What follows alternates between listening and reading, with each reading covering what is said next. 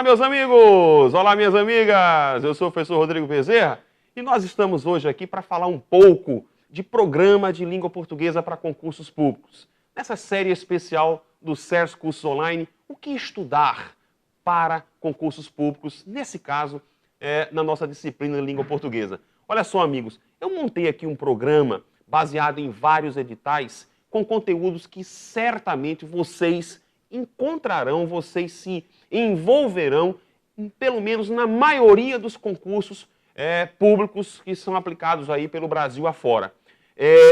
Professor Rodrigo, dentro deste programa, com o que é que eu tenho que ter muito cuidado? O programa é grande, é extenso, né, na área de língua portuguesa. A despeito de vocês verem alguns tópicos aqui, se a gente pegar, por exemplo, outras disciplinas, vocês vão ter muitos tópicos a mais, mas em língua portuguesa existem alguns conteúdos que são sempre muito cobrados. O que é que eu devo estudar, então, em profundidade? Corta aqui para o slide, olha só. Indiscutivelmente, vocês vão sempre se envolver com uma questão de interpretação de textos, tá? E dentro dessa interpretação de textos, nós vamos ter dois itens. Nós temos a questão da coesão textual, é sempre algo que é cobrado, e a questão da tipologia textual, que aqui ou acolá eles fazem uma pergunta a respeito disso. Ter muito cuidado nessa parte de interpretação, porque as pessoas me perguntam muito, professor, eu estudo o quê? A minha sugestão é treine bastante, procure fazer várias questões. Tenham muito cuidado com as questões que envolvem os implícitos textuais, como, por exemplo, a questão de inferências, de depreensões, né? De conclusões que são extraídas a partir de um dado texto. Cuidado com o processo argumentativo. Sempre há uma questão ou outra envolvendo os mecanismos, os artifícios utilizados para a argumentação, para a fundamentação do texto. Em geral, as bancas fazem ou trabalham interpretação de textos dissertativos, né? Ou geralmente textos dissertativos argumentativos. Portanto, estudem, procurem ler bastante, que eu tenho certeza que vocês irão melhorar.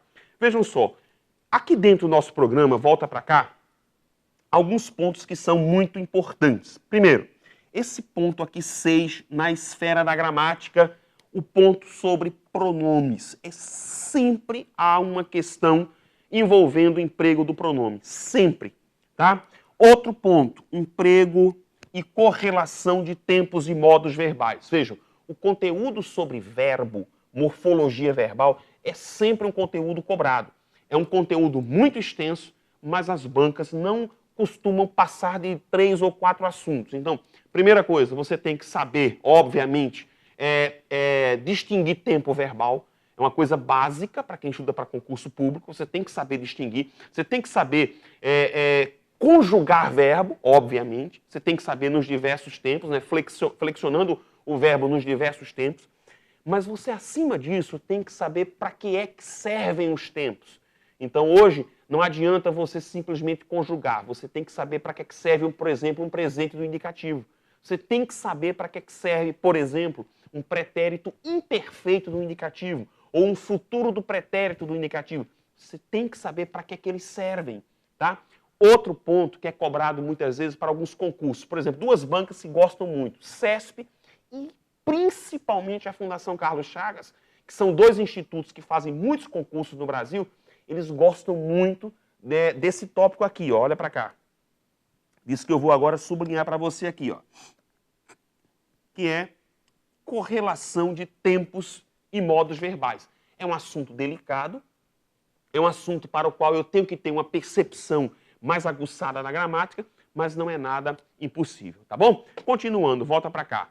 Obviamente que emprego do acento grave, que nós conhecemos como crase, né, é um tópico bastante batido, mas aqui, gente, ó, nesse ponto 9 aqui, eu diria a você, está a chave de grande parte da prova, tá? Que é a parte de sintaxe da oração.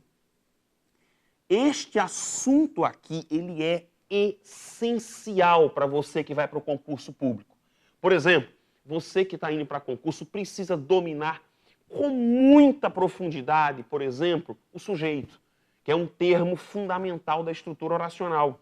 Tá? Então tem que aprender, saber características, não se preocupem tanto em decorar ou ficar aquela preocupação de estar classificando o sujeito. As bancas em geral hoje, elas buscam não essa denominação da classificação, mas se você sabe, dentro do enunciado, identificar o sujeito e, acima de tudo, se você sabe efetuar adequadamente a concordância do verbo com esse tipo de sujeito, tá bom? Volta para cá. Aqui também um assunto fundamental, ó, a sintaxe do período, tá? É aquele assunto que fala sobre orações coordenadas e subordinadas. Um aviso. Não se preocupem tanto em decorar a nomenclatura. Não precisa estar preocupado em decorar oração subordinada, substantiva, tal ou qual, adverbial, tal ou qual, oração reduzida. Não se preocupem tanto com isso. Vocês precisam aprender a aplicar a conjunção, o conectivo.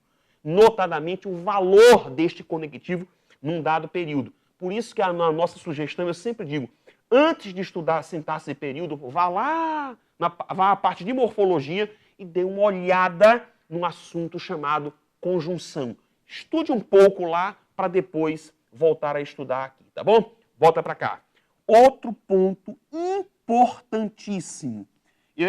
Poucas são as provas para concursos públicos que o assunto pontuação não esteja presente. Pouquíssimas. Notadamente, emprego da vírgula. E aqui não dá para economizar.